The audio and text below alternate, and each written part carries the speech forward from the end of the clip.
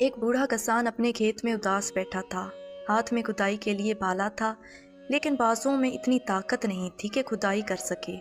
وہ بار بار زمین کو دیکھتا اور پھر آسمان کو، شاید اللہ رب العزت سے مدد مانگ رہا تھا۔ اس کا ایک جوان بیٹا شہر کی جیل میں بے گناہ قید تھا۔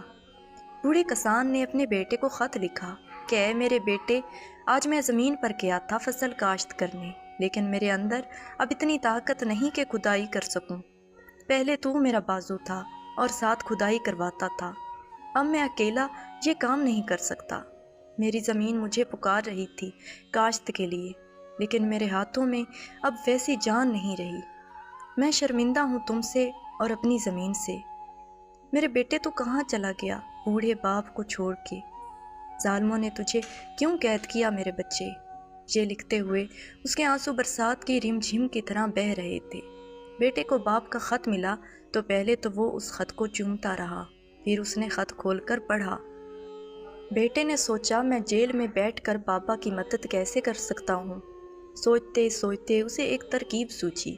جب ایک سپاہی اس کے پاس کھانا دینے آیا تو اس نے سپاہی سے بولا، اپنے افسر کو بتا دو جو اسلحہ مجھ سے پوچھ رہے تھے، وہ میری زمینوں کے اندر چھپا ہوا ہے۔ اب تو میں نے سب بتا دیا ہے۔ سپاہی بھاگا بھاگا افسر کے پاس گیا اور ساری بات اسے بتا دی۔ پھر کیا ہوا؟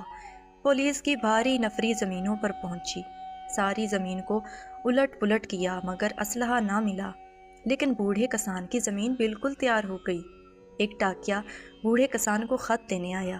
خط میں بیٹے نے لکھا تھا، میرے بابا، مجھ سے جو آپ کی مدد ہو سکتی تھی میں نے کی ہے۔ اب آپ کی زمین تیار ہوگی، آپ آلو کی فصل کاشت کر لیں۔ آپ کا بے گناہ بیٹا۔ باپ زمین پر گیا تو زمین کو دیکھ کر حیران ہو گیا، ساری زمین بھالوں کی مدد سے اکھڑی پڑی تھی۔ کسان نے اللہ کا شکر ادا کیا اور اپنے بیٹے کا بھی۔ بوڑھے کسان کا بیٹا جیل میں بھی اس کا بازو تھا اور باپ کا سہارا۔ یہ کہانی ہمیں سکھا رہی ہے کہ چاہے ہم جس حال میں بھی ہوں، والدین کی خدمت کر سکتے ہیں۔